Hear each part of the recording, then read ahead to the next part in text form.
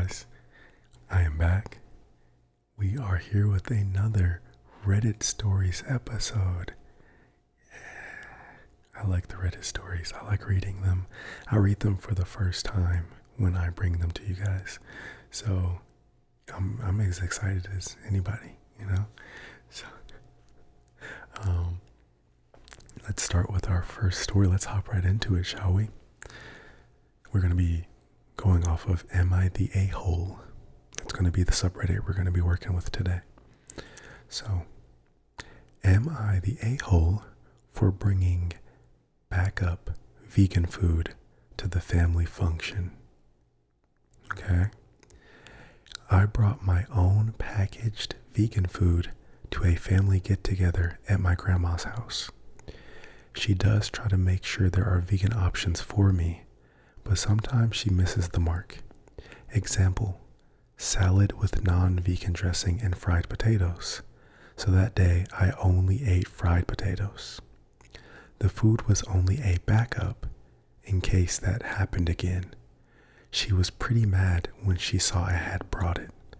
I tried to explain, but she said it was rude and that she always makes sure I have enough to eat. In commas, she tries to make sure, but it doesn't always work out. In comma. Commas. That's not right. Parentheses. Open parentheses. Close parentheses. That's what I meant to say. I'm smoking something. Back to the story. In the past, I have offered to cook some vegan dishes together. She said no one is allowed in the kitchen with her. I don't know how else to deal with this. Was what I did really rude? Ooh. Okay. So I'm going to give my opinions first, then I'm going to go to the comments, see what people say, and see if, if that opens my eyes to something. So first, let's go back. So the grandma, she was at the grandma's house, and the grandma herself was upset about the fact that, her granddaughter brought in backup food. So this is one of those hard ones where I can almost see it from both sides. Because here's something that I know. I know that grandmas love to cook for people, especially their family. And so I could kind of see how just a traditional grandma would take someone bringing backup food to her house, kind of disrespectful, or kind of as oh, is my food not good enough for you? So I get it from the grandma's perspective, because I know I know a lot of grandmas who love cooking, and I know how they view cooking, it's a love language for them, right? But I also get from the girl's perspective that, the grandma has messed up in the past. She's trying her best, but the grandma has messed up in the past, and I'm sure that left, OP, very hungry because all they had was a couple fried potatoes and not a full meal. I kind of get it. I think in my opinion, if I were OP, I would have left the food in the car. I wouldn't have brought it in. I think that's where the mess up came in. I wouldn't have let anybody see it. So if I get to my grandma's and I'm vegan and my grandma messes something up, so she accidentally gives me something non-vegan so I can't eat it. Oh grandma, it's okay. I appreciate it. Thank you. I'll just eat what you have, And then I'll sneak out to my car, start grubbing. You know what I'm saying? I was kind of this is my bowl. This is my spoon. It's a big spoon. I'm a big boy. It's just in my car, in my driver's seat. You want to know what's crazy? You want to know the craziest feeling ever? Is being in the passenger seat of your own car when there's no one in the driver's seat. And that would be me, eating my leftover food that I brought with me, sitting in the passenger seat by myself. Just So this is one of those ones where like I can kind of see it from both perspectives. Like I can see why a traditional grandma would really not like, their granddaughter bringing in food to her house. And I could see, OP wanting to just make sure that she has something to eat in case something were to go wrong. But I definitely think OP could have maybe hid the food or maybe not brought it in directly. I'm also of the mindset too that like unless she's spending the night over her grandma's house, like she can't, like I would just wait, like if a mistake does happen, I would just wait until after the function. Then I'd leave and go get me some vegan food, But again, that's me. I like to avoid, negative issues a lot and negative confrontation. And so I think I would just, I would have been very careful about letting the grandma see the food, because I could see how that would hurt her feelings. So let's go to the comments. Let's see. Okay. This is from Real Lux Tempo. I'm an older person, 66, female. So I feel that I can say this. A lot of older people don't get it. They don't want to get it. They want things to be exactly how they want them to be. Their picture perfect holiday table. I'm not vegan, not even vegetarian, though I don't eat much meat anymore. However, I would not feel the least bit offended if someone brought their own food based on their dietary choices, religious dictates, or personal health needs. I want my guests to be happy and comfortable. That's just me. So NTA, but maybe avoid the holiday mealtime and show up for after dinner festivities if that's possible. Yeah, like they also kind of bring up kind of like skipping the dinner or like working around the dinner, so it's just not a problem. Like I said, hiding the food that you bring with you. And yeah, they make a good point too. Like as an older person, like I think there's a lot of things that older people just don't get and they just don't want to get. You guys know exactly this type of stuff I'm talking about. And so yeah, I think they hit the nail on the head, right? Let's find one more.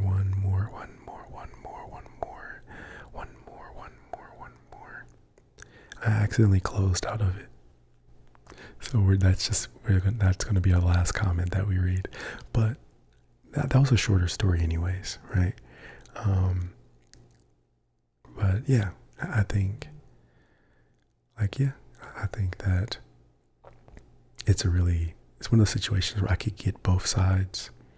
Like I said, if I were OP, because I would have been more mischievous about how much my food is being shown, or as the commenter said, maybe just skip the food. I feel like that's kind of hard to say because like eating for like holidays is a big part of the experience, right?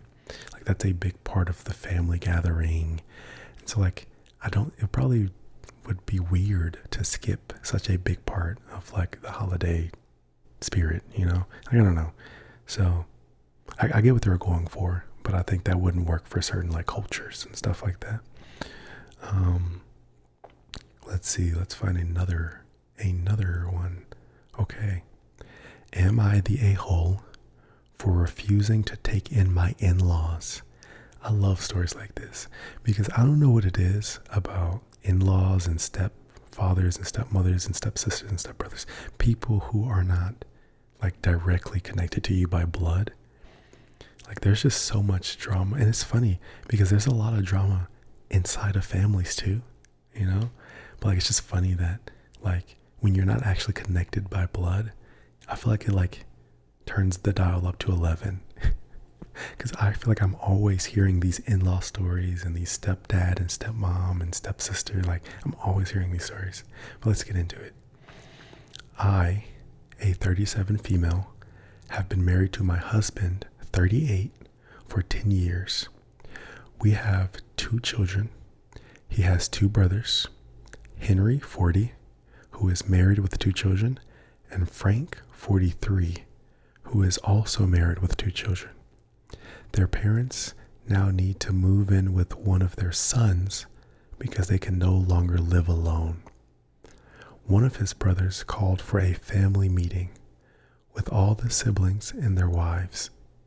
Henry and Frank suggested their parents should live with my husband, and since I have the most experience, we own the biggest house with an in-law apartment.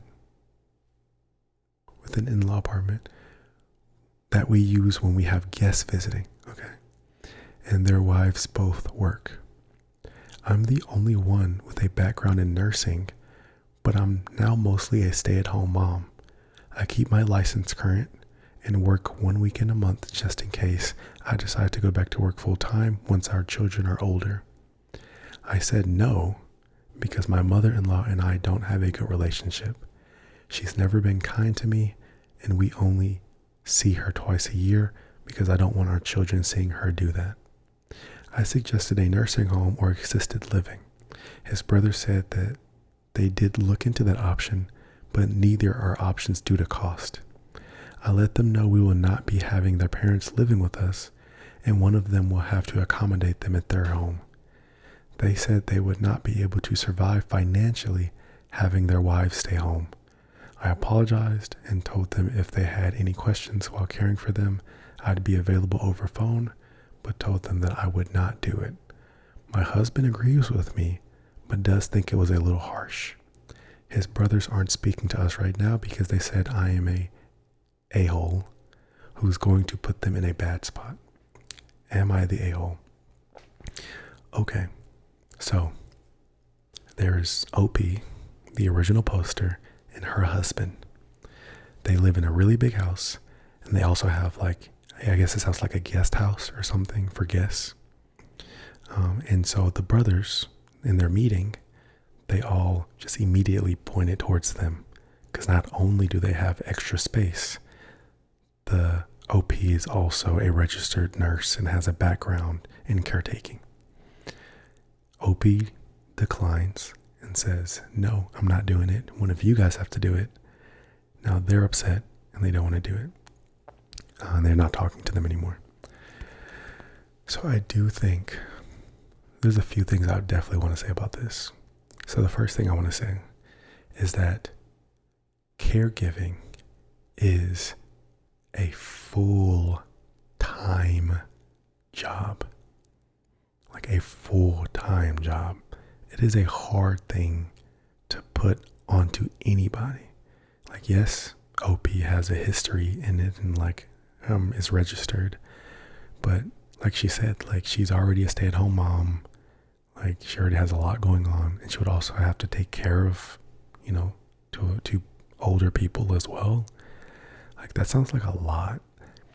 And I don't know, the brothers, they did mention that they don't have enough finances to get the family into a nursing home. But I'm almost wondering, because there's 3 of them. So even if all 3 of them, because it's 2 brothers, and then OP, who's the wife of the 3rd brother, I think. So even if all 3 of them, the 3 brothers, pulled their money together, they still couldn't afford, to get their parents into a home. And I get that it's a very expensive thing, right? So I guess I don't know how financially well, all these brothers are. But yeah, that's a hard situation because OP has the biggest house and the registrations, but at the same time, she makes a good point. If she doesn't get along with her, she doesn't want her children being around that. Because this might be a hot take. It is a very common thing that when, step relatives or grandmas or whatever, once they get to a certain age, they get to that really mean age. They're just mean to everybody. They just say really nasty things. Not every old person, but I've seen this with some, enough where it's a meme, right? The mean grandma that always calls you fat when you come over for Thanksgiving. You know what I mean? I don't think that's right. I don't think that we should just overlook that as much as we do in our society. Because I think what happens a lot of the time is oh yeah, grandma's, she's she's this or she's that, but she was born in a different time. Or like, oh, she's this or she's that, but she's old. She doesn't know what she's saying. Like, I don't know. I don't really agree with that. Like that kind of like, let's just forgive like negative behavior because a person's old. So like, I think, that could be something that could be possibly, taken into account. Like Opie trying to figure out why that in-law is so mean all the time and so nasty to her, and like talking, like really having a conversation about it. Like, hey, like it's not okay, especially if the husband is on the same page with her. Like they can have that conversation.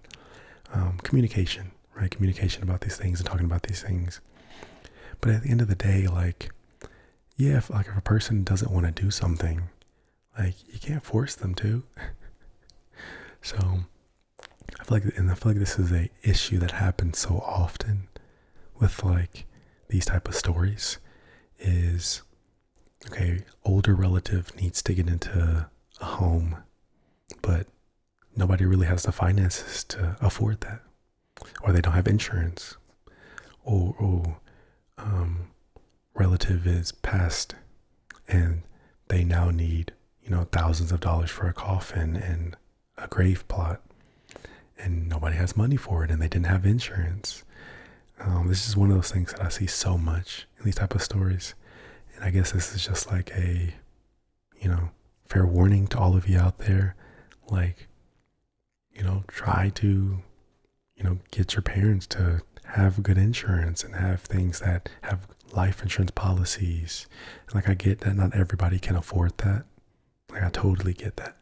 But, be prepared because they are going to pass someday, right? And they're going to need money for a coffin. They're going to need money for a plot.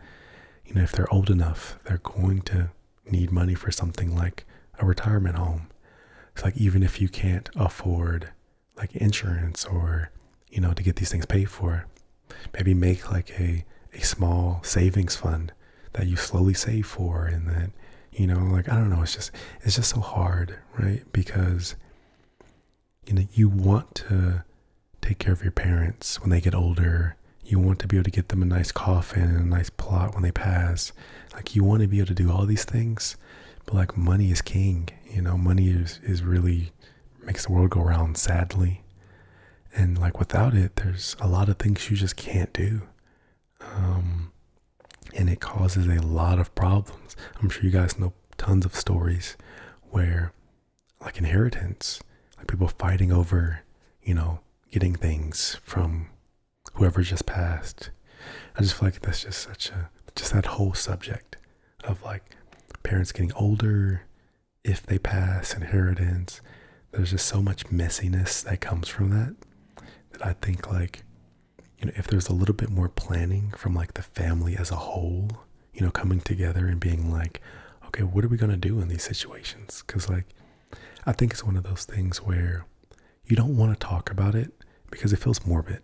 Like, it feels morbid to, create a plan for someone passing, like, who may not be like 1 foot in the grave already. You know what I mean? But like, I don't know. I've always been a very like planner person. So even for myself, if I knew I was going to pass, like, I would be planning things. That's just how I am. And like, it's how my brain works. Like, I like to plan. So that could just be me, and I'm just crazy. But yeah, I don't know. So yeah, I think the communication, maybe like OP having like a real conversation with the in-law and maybe trying to come to terms with why she's so nasty to her, and whatever the case may be. And then yeah, I don't know, I've been yapping for a long time. Let's read like a comment. Okay, top comment here. Not the a-hole. These men want you to be a full-time, unpaid caregiver to their parents, using your very valuable education and credentials, and they assume they're entitled to hundreds of thousands of dollars of free labor from you because, why? You slept with their brother? That kind of exploitation is ridiculous, and they deserve that verbal slap. I fully agree. Like I said, like, you can't force people. That's the first thing I said. You can't force somebody to do something like that. Like, that's a lot of work. Like, that's a lot of time. Like, and if they don't want to do it, they don't want to do it. You know, you can't force it on them. So I agree with that comment. Let's read another one. That one's kind of long. Not the a-hole. For not taking them in, but your husband should have been the one doing the talking here. I mean, I don't know. Yeah, I mean, I could see that because it is the husband's parents, and like it is the husband's brothers who are making this meeting. But I don't think she said that the husband wasn't a part of the conversation. I think she just said that the husband agreed with her in the conversation. Maybe, like, I think they were both part of it. Because I think the moment the brothers try to push, you know, the relatives onto the home of the wife and her husband, like, that does involve both of them. You know what I mean? Like, I see why the wife also spoke up with her opinion and like just let them know, because like they were literally trying to get the wife to do free labor, like the comment said. It's like, I get why she spoke up, right? So like, I don't know about that one, but okay. I usually like to do like 2 decent sized stories because I already yap quite a lot. So like 2 nice long stories usually get me to like the 20-minute mark, which I kind of like. I think that's kind of like the sweet spot for videos. But yeah, so very interesting story. I do wonder, you know, what's going to come of that. Like, what's going to be, it sounds like, you know, the wife is already, OP is already just refused. So I guess the other 2 brothers will have to figure it out. Maybe take turns or, you know, figure it out, I guess. But yeah, it's just, that's such a tricky situation when you're dealing with stuff like that. And I never know like a good answer for that, you know, because the real answer is plan, but you can't plan if it's already too late. You know what I mean? So it's, I guess it really just is one of those things that once you're past the point of no return, like you kind of just got to figure it out, you know? So, but yeah, that's all I got. I had a lot of like non-answers for this episode because they were just kind of, I feel like with a lot of these, there's always like a clear side, you know what I mean? Especially just because the person who's writing the story is obviously going to say things in a way that kind of, you know, pushes the influence in their favor, right? So it's very often that with these stories, there's like an obvious bad guy and obvious like good guy, right? But I think in these 2 stories that we read today, it was a lot more mixed. You know, it was a lot more like a little bit of this, a little bit of that, you know what I mean? A little bit more 50-50. So with that last story, like, I think the wife is fully in her right to refuse, because that's, like they said, hundreds of thousands of dollars of free labor. Caregiving is a hard job. I wouldn't push it on anybody. So like, you know, that had a clear side, right? But I mean, I guess as far as like the then what, right? Like, then what is the answer to like how to fix the situation? And I really don't know, you know? So I wish them the best. Thank you for coming to this episode of Reddit Stories with Judas ASMR. So I will see you later.